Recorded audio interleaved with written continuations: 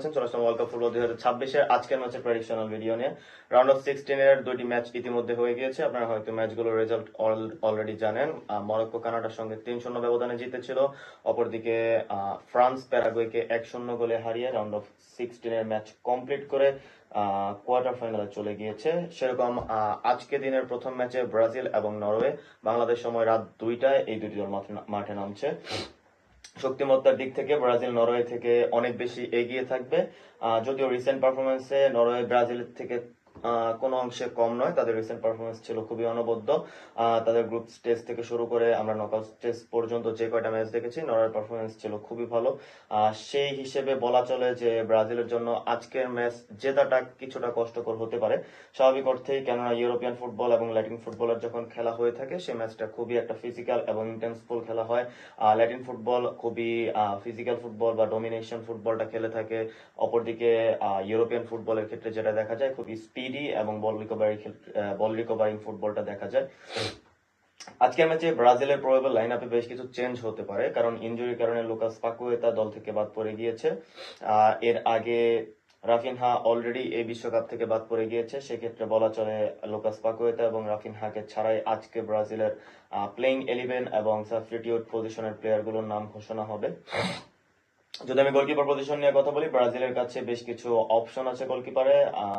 Ellison বেকার, Ederson এবং ওয়েবারটন, এই তিনজনের অপশন আছে। যদিও কোচ কার্লো আনচেলত্তি এলিসন বেকারের উপরে পরিপূর্ণ ভরসা রাখছে এই বিশ্বকাপে, তাই বলা চলে এলিসন বেকার আজকে ব্রাজিলের ফার্স্ট 11-এ শুরু করতে যাচ্ছে। রাইট ব্যাক পজিশনে দানিলোর উপর ভরসা রাখতে হবে, কারণ কোনো পারফেক্ট রাইট ব্যাক ব্রাজিলের টিমে এই বছর নেই। ফার্স্টে ওয়েসলি ছিল, সেখানে ওয়েসলি ইনজুরির কারণে বাদ পড়ে যাওয়ায় ড্যানিলোকে সেই দায়িত্ব পালন করতে হচ্ছে। লেফট ব্যাক পজিশনে ড্যানিলসন সান্তোসকে ইউজ করানো হতে পারে। এই ক্ষেত্রে দেখা যায় ব্রাজিল যেটা ফুল ব্যাক পজিশন আছে এই দিক থেকে কিছুটা দুর্বল আগের ম্যাচগুলোতেও ছিল, তবে আজকের ম্যাচে এই ভোগান্তিটা একটু বেশি হবে। কারণ আমি একটু পরে বলছি কারণগুলো। সেন্টার ব্যাক পজিশনে গ্যাব্রিয়েল মাগালেস এবং মার্কিউনেস দুইজন খুবই সলিড সেন্টার ব্যাক, এই বিশ্বকাপে খুবই ভালো পারফরমেন্স করে যাচ্ছে। মিডফিল্ড ডো হিসেবে থাকছে ব্রুনো গুইমারেস এবং ক্যাসিমেরো। ব্রুনো গুইমারেসের এই ব্রাজিল টিমে এই বিশ্বকাপটা যাচ্ছে স্বপ্নের মতো। ব্রাজিল টিমে সবচেয়ে বেশি ইম্প্যাক্টফুল প্লেয়ার যদি মিডফিল্ডে কেউ থেকে থাকে সেটা ব্রুনো গুইমারেস। ফরওয়ার্ড লাইনে ভিনিসিয়াস জুনিয়র নিজের জাত চেনাতে কোনো রকমের ব্যর্থ হননি, তবে মিডফিল্ডের সম্পূর্ণ দায়িত্বটা পালন করছে ব্রুনো গুইমারেস। নাম্বার 10 পজিশন নিয়ে ব্রাজিলকে একটু ভোগান্তিতে পড়তে হতে পারে, কারণ নাম্বার 10 নর্মালি এই কয়দিন যাবৎ লুকাস পাকুয়েতাকে ইউজ করানো হয়েছিল। লুকাস পাকুয়েতা ইনজুরিতে পড়ে যাওয়ার কারণে যদি ব্রাজিল টিমে আজকে কোচ কার্লো আনচেলত্তি নেইমারের উপরে পরিপূর্ণ ভরসা রাখতে পারে, নেইমারকে যদি ফুল ফিট অবস্থায় পাওয়া যায় তাহলে হয়তো নাম্বার 10 এর যে জায়গাটা আছে সেখানে নেইমারকে ইউজ করানো হতে পারে। যদি সেটা হয়ে থাকে ব্রাজিলের জন্য একটা এক্সট্রা পাওয়ার হয়ে যাবে এই টিমের আজকের ম্যাচে। কারণ হচ্ছে আপনার টিমে যখন ফরওয়ার্ড লাইনে ভিনিসিয়াস জুনিয়র, রায়ান, ম্যাথিস কুইনা এবং নেইমার এরকম 4জন প্লেয়ার থাকবে, সেই ক্ষেত্রে প্লেয়ার ম্যান মার্কিং করাটা অনেক বেশি সমস্যায় পড়তে হবে, অথবা থ্রো বলগুলো যে নেইমার থেকে ডেলিভারি হবে সেইগুলোতে কানেক্ট করা ভিনিসিয়াসের জন্য কিছুটা সহজ হবে এবং ম্যাথিস কুইনার জন্য সহজ হবে। তবে যদি নেইমার ফুল ফিট না থাকে আজকে, তাহলে লাইন আপে হয়তো ম্যাথিস কুইনাকে দিয়ে নাম্বার 10 পজিশনে খেলানো হয়ে থাকবে। যারা নর্মালি ম্যাথিস কুইনার খেলা দেখে থাকেন ম্যানচেস্টার ইউনাইটেডে অথবা তার ওল্ড সেট টিমে হয়ে যখন খেলছিল তখন এর খেলা যদি দেখে থাকেন তাহলে স্বাভাবিক অর্থে জানবেন ম্যাথিস কুইনা সলিড কোনো নাম্বার 9 পজিশনে খেলে না, তিনি মূলত সেকেন্ড স্ট্রাইকার পজিশনে খেলে থাকে। সেখানে নাম্বার 10 পজিশন খেলাটা তার জন্য খুব একটা কষ্টকর হতে যাচ্ছে না। এবার চলে আসি ম্যাথিস কুইনাকে যদি নাম্বার 10 পজিশনে খেলানো হয় তাহলে স্ট্রাইকার পজিশনে ব্রাজিল কার উপরে ভরসা রাখতে যাচ্ছে? এনরিক এবং ইগার থিয়াগো, এই দুজনের একটা অপশন আছে। পার্সোনালি আমি মনে করি অনেকে হয়তো ভাবছেন কোনো সুযোগ না হলে গ্যাব্রিয়েল মার্টিনেলিকে দিয়ে হয়তো স্ট্রাইকার খেলানো হতে পারে। হয়তো গ্যাব্রিয়েল মার্টিনেলিকে দিয়ে স্ট্রাইকার খেলানো হবে, তবে ব্রাজিল কোচ কার্লো আনচেলত্তির কাছে সবচেয়ে বড় সারপ্রাইজ প্যাকেজ হতে যাচ্ছে আজকে ইগার থিয়াগো। হ্যাঁ, আমি কেন বলছি ইগার থিয়াগোর কথা, নরওয়ে খুবই স্পিডি ফুটবল খেলে এবং ফিজিক্যালি অনেকটা স্ট্রং। যদি আমি নরওয়ের সেন্টার ব্যাক এবং তাদের যে ফুল ব্যাকের কথা বলি তাহলে তাদের ফিজিক্যাল ইন্টেন্স ফুটবলে অনেকটা বেশি থাকে। নর্মালি আমরা যারা আগে থেকে জানি নরওয়ে হচ্ছে ভাইকিংস, অর্থাৎ যারা খুবই রাফ অ্যান্ড টাফ ফুটবলটা খেলে থাকে। সেই ক্ষেত্রে ইগার থিয়াগো আজকে ব্রাজিল তো না, নরওয়ের জন্য সবচেয়ে বড় সারপ্রাইজ প্যাকেজ হতে যাচ্ছে। পার্সোনালি আমি চাই ইগার থিয়াগোকে দিয়ে শুরু করানো হোক। ইগার থিয়াগো ফিজিক্যালি অনেক বেশি স্ট্রং, হেডিং এও স্ট্রং আছে, যদিও ফার্স্ট ম্যাচের পারফরমেন্স সেরকম ছিল না যেটা আমরা আশা করেছিলাম। তবে যদি ইগার থিয়াগো তার প্রপার ইউটিলাইজেশনটা আজকের ম্যাচে দেখাতে পারে, তাহলে হয়তো ব্রাজিলকে ম্যাচ উইন করার ক্ষেত্রে সবচেয়ে বড় ভূমিকা রাখতে পারে ইগার থিয়াগো। এবার যদি চলে আসি নরওয়ের স্কোয়াড প্রবাবল লাইন আপ নিয়ে, নরওয়ের গোলকিপার পজিশনে নাইলন্ডকে দেখা যাবে। স্বাভাবিক অর্থে নাইলন্ডই তাদের টিমে গোলকিপার পজিশনটা সামলাচ্ছে।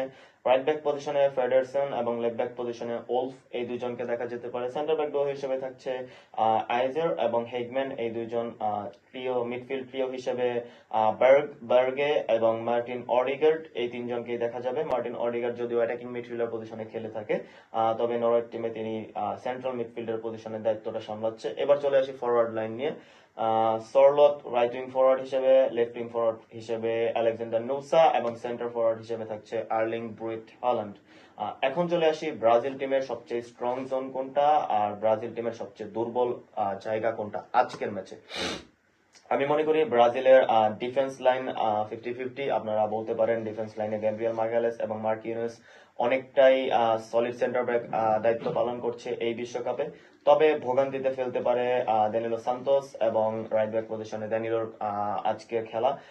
কেন আমি বলছি, হয়তো এই পর্যন্ত ব্রাজিলকে খুব একটা পরীক্ষার মুখে পড়তে হয়নি এই কয়েকটা ম্যাচ যাবত। তবে আজকের ম্যাচে আলেকজান্ডার নুসার আগের ম্যাচের পারফরমেন্স যারা দেখেছেন, তিনি টপ বিন দিয়ে একটা গোল করেছিলেন লেফট উইং ফ্ল্যাঙ্ক থেকে বল নিয়ে চলে এসে। সেই ক্ষেত্রে এইটা তাদের জন্য বড় একটা চ্যালেঞ্জ হতে যাচ্ছে। তার থেকে বড় কথা হচ্ছে, যদি রাইট উইং এবং লেফট উইং ফরওয়ার্ড হিসেবে নরওয়ে আজকে থ্রো পাস গুলো ইউজ করতে পারে, তাদের কাছে দুইজন 6 ফুটের বেশি লম্বা দুইজন প্লেয়ার আছে যারা স্ট্রাইকার পজিশনে খেলবে, আলেকজান্ডার সরলট এবং আর্লিং হালান্ড। স্বাভাবিক অর্থে আপনারা বুঝতে পারছেন, হয়তো সেন্টার ব্যাক ডুওটা ব্রাজিলের সলিড আছে, হেডিং এর ক্ষেত্রে অনেক বেশি হেল্প করতে পারবে। তবে যদি ক্রস গুলো চলে আসে, বারবার আটকানো সম্ভব হবে না। সেই ক্ষেত্রে ব্রাজিলের আজকের টিমে সবচেয়ে বড় দুর্বলতার জায়গা হতে যাচ্ছে ব্রাজিলের ফুল ব্যাক, অর্থাৎ রাইট ব্যাক এবং লেফট ব্যাক। এবার চলে আসি ব্রাজিলের সবচেয়ে স্ট্রং পজিশন, স্ট্রং জোন কোনটা। ব্রাজিলের সবচেয়ে স্ট্রং জোন হচ্ছে, যদি আজকে নেইমারকে ইউজ করানো হয় তাহলে ব্রাজিলের অ্যাটাকিং সাইডটা সবচেয়ে স্ট্রং হবে। যদি নেইমার না থাকে তারপরেও ব্রাজিলের সবচেয়ে অ্যাটাকিং সাইডটা সবচেয়ে বেশি স্ট্রং থাকবে আজকে। কেন বলি, মিডফিল্ড ব্রাজিলের 50-50, মিডফিল্ড সলিড পারফরমেন্স দিয়ে যাচ্ছে। আগের ম্যাচের থেকে শুরু করে ফার্স্ট ম্যাচটা হয়তো সেরকম ভাবে গুছিয়ে উঠতে পারেনি, এরপরের থেকে তারা ভালো পারফরমেন্স দিয়ে যাচ্ছে। তবে স্ট্রাইকার ফরওয়ার্ড লাইন নিয়ে আমি কেন বললাম, Matheus Cunha, Vinicius Junior, Gabriel Martinelli, Rayan, এই চারজনকে দিয়ে যদি শুরু করানো হয়, ম্যাথিউস কুইনা একটু যদি নেমে খেলে থাকে তাহলে হয়তো ভিনিসিয়াস জুনিয়র কাটব্যাক করে সেন্টার ফরওয়ার্ডের জায়গাটা ধরে নিতে পারবে। সেখান থেকে গ্যাব্রিয়েল মার্টিনেল্লি ইজিলি রোটেট করে লেফট উইং ফ্ল্যাঙ্ক দিয়ে অ্যাটাক করতে পারবে। সেক্ষেত্রে ব্রাজিলের আজকে সবচেয়ে স্ট্রং জোন হতে যাচ্ছে ব্রাজিলের ফরওয়ার্ড লাইন। এবার চলে আসি নরওয়ের সবচেয়ে স্ট্রং জোন এবং নরওয়ের সবচেয়ে উইক জোন কোনটা। কিছুক্ষণ আগে বলেছিলাম নরওয়ের স্ট্রং জোন স্বাভাবিক অর্থে তাদের forward line, Alexander Sorloth, Erling Haaland এবং আলেকজান্ডার নুসা, এই তিনজন যদি নিজেদের টপ ফর্মে আজকে থাকতে পারে, ব্রাজিলকে বড় ধরনের ভোগান্তিতে পড়তে হতে পারে। যদি এই তিনজনকে ম্যান মার্কিং এর মাধ্যমে আটকাতে পারে, যেমনটা গ্যাব্রিয়েল মাগালেস নরমালি আর্সেনাল এবং ম্যানচেস্টার সিটির খেলার মধ্যে হালান্ডকে আটকানোর জন্য করতো, সেই ক্ষেত্রে ব্রাজিলের জন্য কিছুটা স্বস্তির নিঃশ্বাস ফেলতে পারবে ব্রাজিল সমর্থক এবং তাদের ব্রাজিল দলের স্টাফরা। যদি তা না হয়, ব্রাজিল আজকে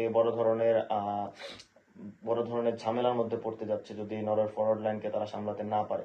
এবার চলে আসি নরওয়ের উইক জোন কোনটা। নরওয়ের আজকের ম্যাচে উইক জোন থাকবে নরওয়ের ডিফেন্স লাইন।